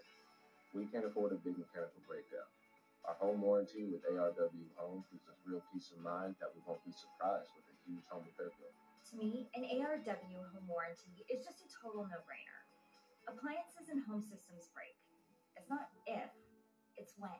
Our AC broke down. The cost to replace it would have been around $4,000, which home insurance doesn't cover. We're on a fixed income and could not afford that, but because we had a home warranty plan with ARW Home, we were covered. No problem. Don't wait and get hit with a massive bill. Call 800-638-4717 now or go to getahomeplan.com and get started with ARW Home absolutely risk-free. Protect your heating, AC, kitchen and laundry appliances, plumbing, and more with plans starting at about $1 a day. Plus, call 800-638-4717 or go to getahomeplan.com right now to get 2 months free. Don't wait. Call 800-638-4717. That's 800-638-4717. 800-638-4717. There's my dad. He says Rock Auto is amazing. It has to be. I asked to go to the water park and get ice cream. He must have saved a lot of money because he just said yes. All the parts your car will ever need, Rock Auto. Poshmark is the perfect side hustle. It got me through school, a new job, and getting into my first apartment. There's so much I can sell. Bags, accessories, home decor, and it's so easy to sell on Poshmark. You can do it in a minute. I love it. They're thinking about their next adventure. You're thinking about their next vet visit. An ASPCA pet health insurance plan helps you afford the care they need. So while they're out living their best life, you can help make sure it's a long one. I have bad bunions. Future me. And no bunions! How? Lapiplasty corrects bunions at the source. Lapiplasty. Learn more at lapiplasty.com. Risks include infection, pain, and loss of correction. As a military veteran, I applied a lot of my discipline to my sales job. My paychecks are great, but commission can be unpredictable. Now I have Chime with Spot Me. They can cover you up to $200 in between paychecks with no overdraft fees. Join me at Chime.com. To prove that there is such a thing as free money, we gave people a little sample of Ibotta. Hi, would you like to try a sample? What is it? Ibotta. If I can just take this. Is this real? Yes, you're not allergic, right? Get cash back every time you shop with Ibotta.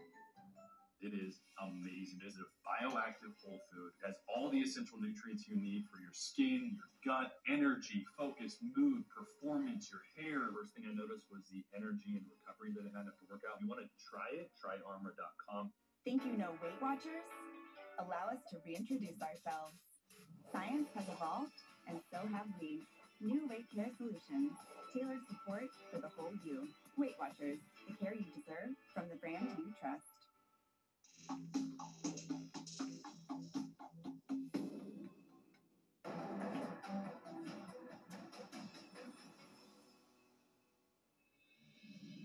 In 1984, Thomas Mitchell Jr. escaped arrest for the sexual assault and murder of 23-year-old Judith Flagg. Less than a year later, he's charged for the rape and attempted murder of a 17-year-old girl. Assuming Mitchell had murdered Judith Flagg, this would be his third assault on a woman. Mitchell was first convicted of kidnapping a 16-year-old girl back in 1978. Thomas Mitchell is found guilty on all counts for the vicious attack on his most recent victim and sentenced to 35 years in the Maine State Prison.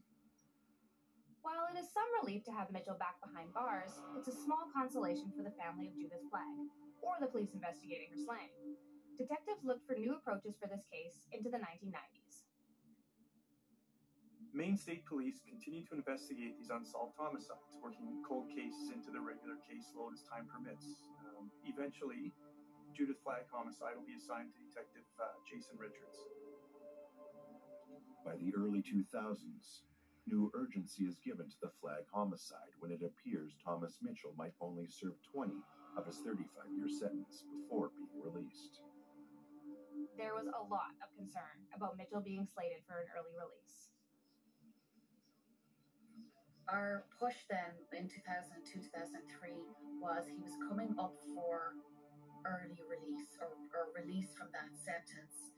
So we dropped all tools and focused in on Judy Flagg's case. Investigators don't want Mitchell slipping through again. The last time they couldn't tie him to a homicide, he carried on his path of rape and assault. The only way to keep him from getting out is to finally prove that he did murder Judith Flagg. By the time 2002 came and we're looking at this as a cold case, there was enough evidence in the file to indicate, and the arrows all pointed to Thomas Mitchell.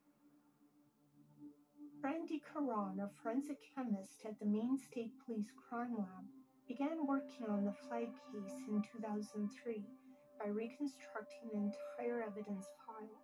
She opened State's Exhibit 1 in March 2005. Hope for new discoveries on evidence held since 1983 brought initial disappointment.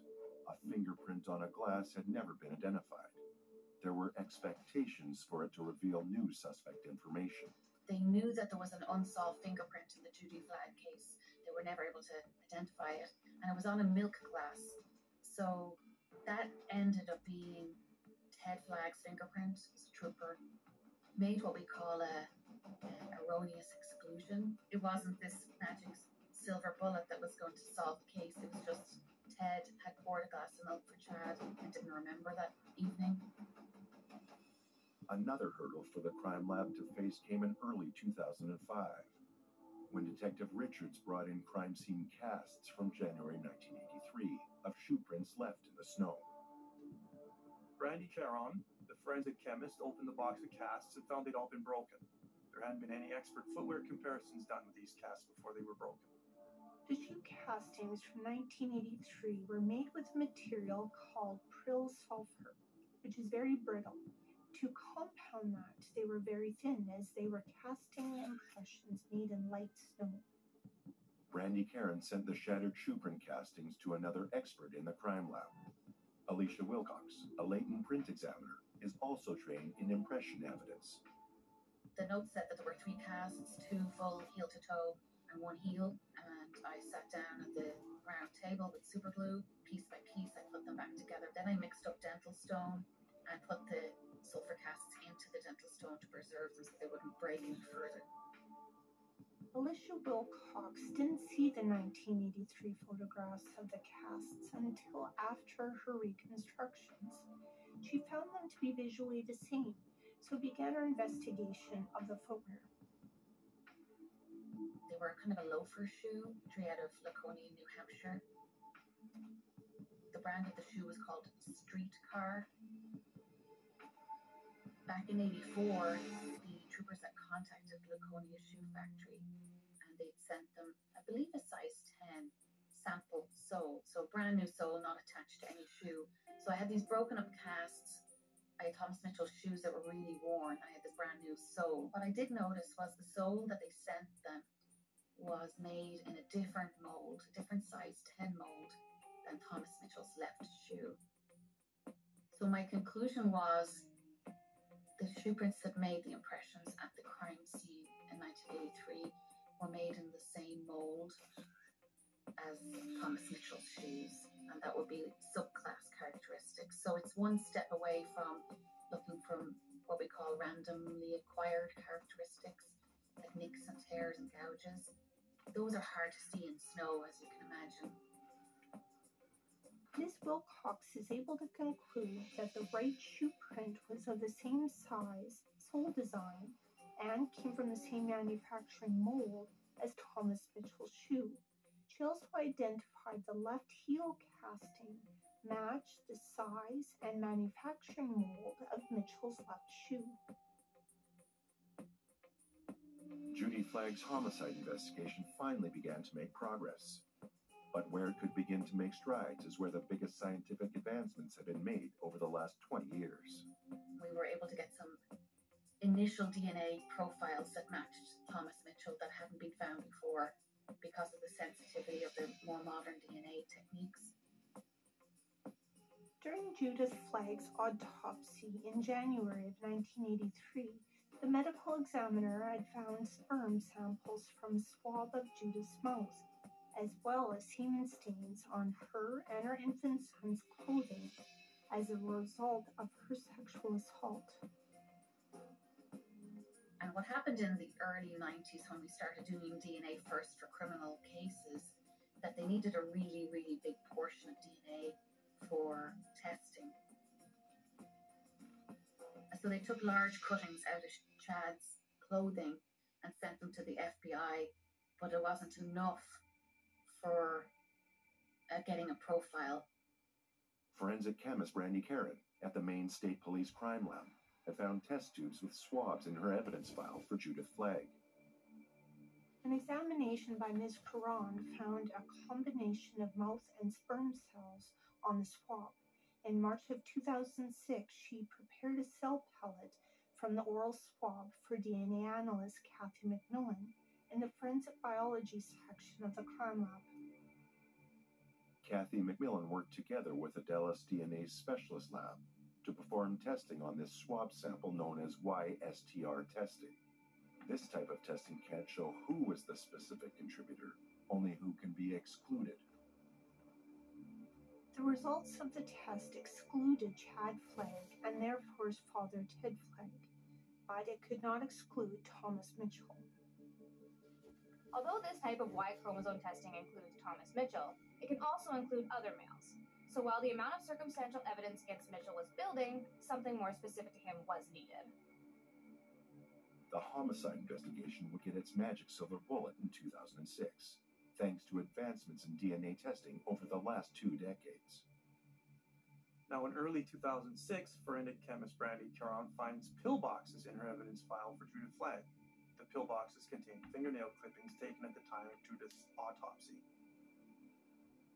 There were no recordings past examination of the clippings by the FBI in 1983.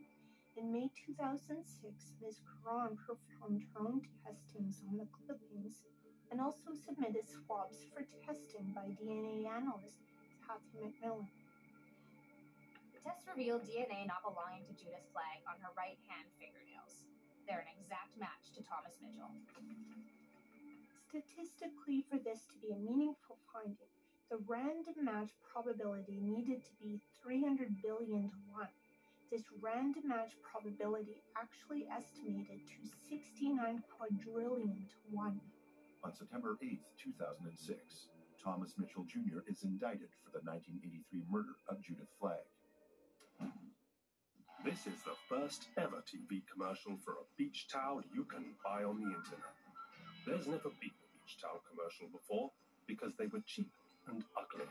SandCloud beach towels are magnificent. They're extra large but fold small, dry fast to wear around, and sand-free, so the beach stays at the beach. They're the only ones worth advertising because they're the only ones worth buying. Buy them at sandcloud.com. At Consumer Cellular, we pride ourselves on getting you the exact same nationwide coverage as the leading carriers for up to half the cost. But don't worry, we've got a lot more than that going for us. Woo! Like this beautiful store in Arizona, for example. It's the perfect place for me to tell you a little bit more about our phones and how they can become your phones. You name it, we probably got it. We have the top smartphones from all the major companies. If it's state-of-the-art cameras you want with space-age metal housing, we got them. If you want a smartphone with lots of bells and whistles but won't break the bank, we've got that too. We even have flip phones like the Iris Flip. If you're someone that doesn't need all that mumbo-jumbo and just wants something simple. And now, we even have watches. We do. No matter what device you choose, you'll be happy to know that if your data needs change, No problem.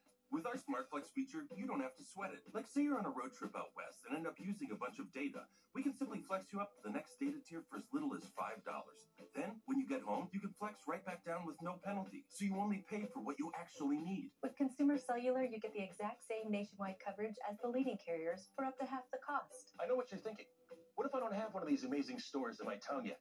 Can I get these phones sent to me? Yes, you can. Will our award-winning customer service help me switch over or add a line for $15 to make my own family plan? Of course they will. Is it easy?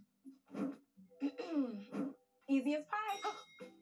You see that tower out there? It's a beauty.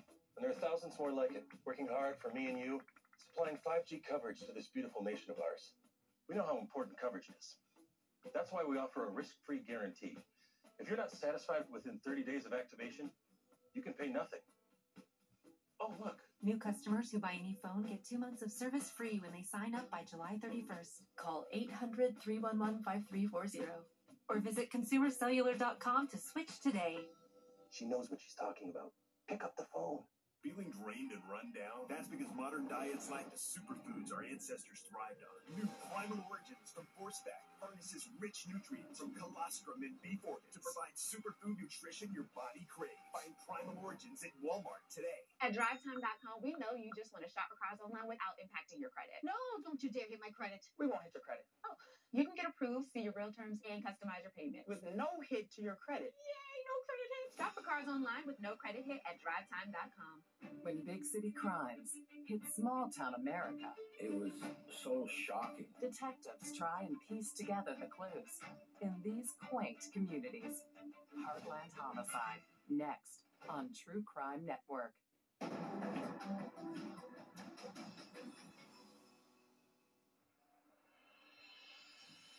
In order to try and keep Thomas Mitchell behind bars while the Maine State Police Crime Lab completes DNA evidence testing, Mitchell's indicted for Judith Flagg's murder while he's still in prison. A proceeding called a harnish hearing is held. State prosecution is given an opportunity to show probable cause that the defendant has committed a capital offense. A judge has presented evidence and will hear testimony to determine whether Thomas Mitchell might pose a danger to the community. The state wins the hearing. On January 18, 2007, Justice Nancy Mills orders Mitchell to be held without bail. We were able to go to a harnish hearing and press pause on any early release, which gave us another year to finish off primarily the DNA testing. So he didn't really get released from his previous attempted murder case. Then he was arrested for Judy Flagg. But the hearing also gives Mitchell's defense a clear idea of the evidence coming up against their client. The most damning of it being the fingernail DNA. Defense for Thomas Mitchell would question the integrity of this biological DNA evidence after 24 years. The DNA analyst Kathy McMillan was able to explain that while DNA samples do degrade, they don't change. Defense launches its own pretrial hearings. This includes a number of evidence suppression hearings, which would eliminate key evidence under claims that they aren't reliable. The reconstructed footwear castings also fell under scrutiny. Defense calling for a motion to suppress this evidence. The defense had said that it's not scientifically reliable to glue casts back together and make conclusions. So I had to go to evidence suppression hearing on that. Part of my training wasn't just in footwear. I was also qualified to give opinions on broken and torn items. I was qualified to compare broken parts at a hit and run scene back to a vehicle. So it wasn't that I had no training in fracture matching. Justice Nancy Mills, who had ordered Thomas Mitchell be kept imprisoned without bail at the harnish hearing, denies all motions to suppress this evidence. Thomas Mitchell will continue to maintain his innocence, and his defense is saying that prosecuting him in 2006 for 1983 murder charges prevents him from receiving a fair trial. Because of this delay, he can no longer substantiate his alibi. He said he was out with his aunt the day of the murder in 1983, but she passed on in 2000. stores and restaurants they went to that day have now closed. Thomas Mitchell clearly plans to plead not guilty to Judith Flagg's murder, but if Mitchell's saying he's not responsible for this homicide, then who is? Mitchell's defense makes a bid to introduce an alternative suspect into the upcoming trial. They're implicating a neighbor of the Flaggs that police had earlier investigated. Mitchell's defense submit a comprehensive laundry list outlining similarities, traits, and actions of the neighbor. The woman who knew this man said he'd been violent toward her in the past. He'd also once had a fight with a girlfriend who is Judith Flagg's best friend, where Judith had sided with her. In 1983, the neighbor had a two-tone green car and a jacket and shoes that were similar to the ones Thomas Mitchell was seen wearing on the day of the homicide. Like Mitchell, his shoes were a size 10. Defense said the neighbor's alibi was unsubstantiated. They point to similar features of this man to the composite drawing made from the description of the mail carrier. The carrier had seen someone driving away from the direction of the Flagg's house around the time of Judith's murder. But the court rules against Mitchell and doesn't allow his defense to present their alternative suspect. It's seen as too much speculation and doesn't show a strong connection between the neighbor and the crime. What it is showing, though, is how much the defense is willing to do to prove their client is innocent of Judith's murder. Now, from suppression of evidence to trying to introduce an alternative suspect. Convincing this jury, beyond a reasonable doubt, that Thomas Mitchell is Judith Flagg's murderer is not going to come down to just proving where Mitchell was or wasn't seen. They'll also have to be convinced of what Thomas Mitchell is capable of doing. Whether or not Judith Flagg was yet another of Thomas Mitchell's victims will now need to be proven in court. I'm Jonathan Lawson, here to tell you about life insurance through the Colonial Penn program. If you're age 50 to 85 and looking to buy life insurance on a fixed budget, remember the 3 Ps. The 3 what? The 3 Ps. What are the 3 Ps? The 3 Ps of life insurance on a fixed budget are price, price, and price. A price you can afford, a price that can't increase, and a price that fits your budget. I'm 54 and was a smoker, but quit. What's my price? You can get coverage for $9.95 a month. I'm 65, retired, and take medications. What's my price? Also $9.95 a month. I just turned 80 and I'm on a fixed income. What's my price? $9.95 a month for you too. If you're age 50 to 85, call now about the #1 most popular whole life insurance plan available through the Colonial Penn program. Options start at $9.95 a month. That's less than 35 cents a day. You cannot be turned down because of your health. No medical exam, no health questions. Your acceptance is guaranteed.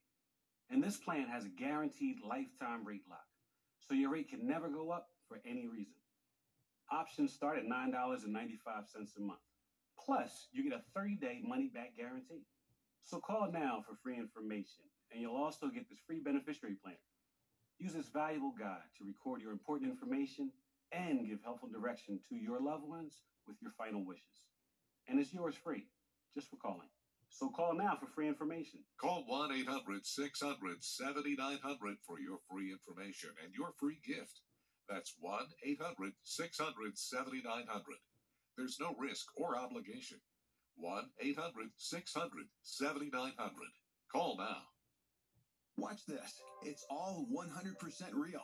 Witness what happens to this woman's bags under her eyes in an actual time lapse in just minutes. Nothing has been doctored or tampered with. The very real problem will disappear before your eyes and hers with a revolutionary topical formulation that works in just minutes, and the effects will last for hours and hours. Over 1 million people are using this topical technique to visually reduce puffiness and bags. It works on sagging jowls, even fine lines and wrinkles on the face and forehead. Introducing Plexiderm. In just minutes, you can restore and beautify your face, even look years younger. And the look will last all day or all evening. Oh my gosh. Wow. I'm just in love with the mirror right now. Jump on board and say yes to this amazing $14.95 Prove It Plexiderm trial. You'll see why our customers describe Plexiderm with 3 words. Amazing, amazing, amazing. Order right now. We'll pay your shipping. Operators are standing by. I'm not a doctor. I'm not even in a doctor's office. I'm standing on the streets talking to real people about their heart. How's your heart? My heart's pretty good. You sure? I think so. How do you know? You're driving a car, you have the check engine light, but the heart doesn't have a hey, check heart sign. I want to show you something. Put both fingers right on those pads. There you go. In 30 seconds, we're going to have a medical grade EKG reading. There it is. That is you. Look at that. With Cardio Mobile, you can take a medical grade EKG in just 30 seconds from anywhere. Cardio Mobile is proven to detect atrial fibrillation, one of the leading causes of stroke. And it's the only personal EKG that's FDA cleared to detect normal heart rhythm, bradycardia, and tachycardia. How much do you think this device costs? Probably $1,000. $99. Wow, that's impressive. Checking your heart anytime, anywhere has never been easier. Don't wait. Get Cardio Mobile today for just $79 at cardia.com or Amazon.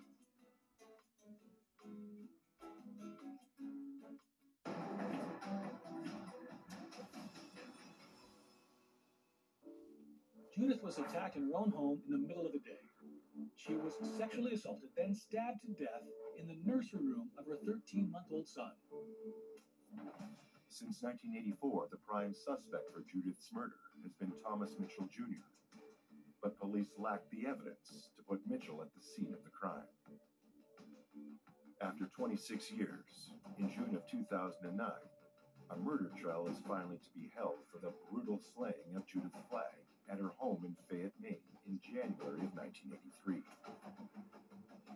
The trial is moved away from Kennebec County, where the murder occurred, and is held instead in neighboring Franklin County. In spite of the change of venue, a large number of Judith's family are there to attend the trial. Thomas Mitchell will plead not guilty. He continues to maintain that he wasn't in Fayette on the day of Judith Flagg's murder, insisting that he spent the day out with his aunt, Eleanor Foley.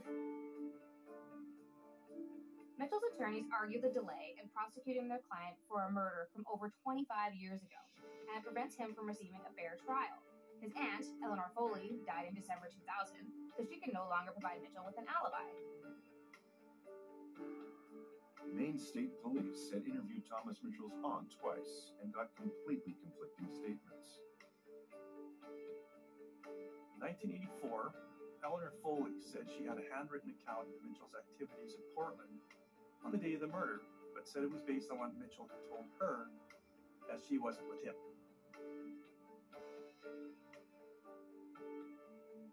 And when the police went to visit Eleanor again in 1991, she then said that she was with Mitchell on that day, telling police where they'd gone.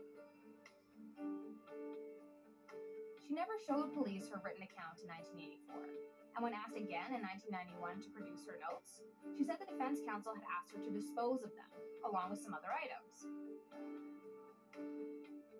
Had Eleanor still been alive, and had the court decided her testimony was admissible, it would have likely led to her impeachment. The defense argues there are no eyewitnesses to put Thomas Mitchell in Fayette, Maine on January 6, 1983. All the evidence against them is circumstantial. The shoe prints out in the snow at the Flagg's house were a match to a shoe type that Mitchell wore, but nothing to prove the prints were actually Thomas Mitchell's shoes. The DNA samples also fell under scrutiny, introducing the suggestion that the 25-year-old samples could have been contaminated or tampered with, perhaps cross-contaminated with other evidence between the defendant and the victim.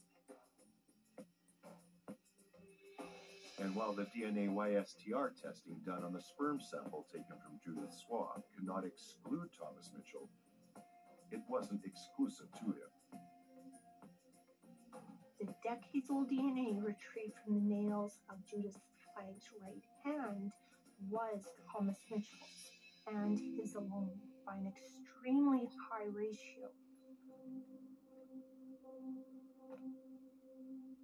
Of all the evidence and testimony gathered against Thomas Mitchell, this one seemed impossible to deny. But Thomas Mitchell presents an alternative. He testifies that He once injured himself in the house in Fayette when his father still owned it. The injury caused him to bleed profusely in the room that was now the nursery. We thought that was comical. How to explain away the defendant's DNA under the victim's nails to suggest that she somehow got his DNA under his nails that morning by deep cleaning some part of the basement that Ted had possibly bled 10 years ago. It didn't work. The trial lasted 7 days, and then the jury deliberated for about 90 minutes. Thomas Mitchell is declared guilty of the murder of Judith Flagg. On August 3rd, 2009, Thomas Mitchell, now 52 years old, is sentenced to life in prison without parole. Thomas Mitchell would continue to fight his conviction, launching an appeal in May 2010. Mitchell's attorney argued against the pretrial ruling, preventing the introduction of an alternative suspect. But the court found no reasonable connection between the suspect and Judith Flagg's death. In 2017, Thomas Mitchell, now 60, lost a further appeal for a new trial. He remains incarcerated in Maine State Prison. After evading capture for the savage murder of a young mother for over 25 years, Thomas Mitchell is finally caught.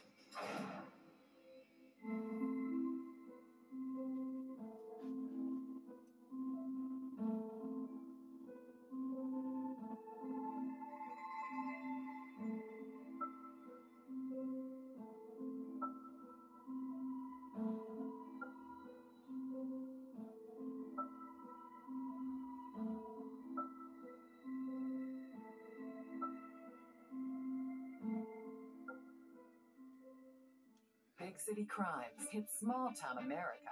Heartland Homicide. Next.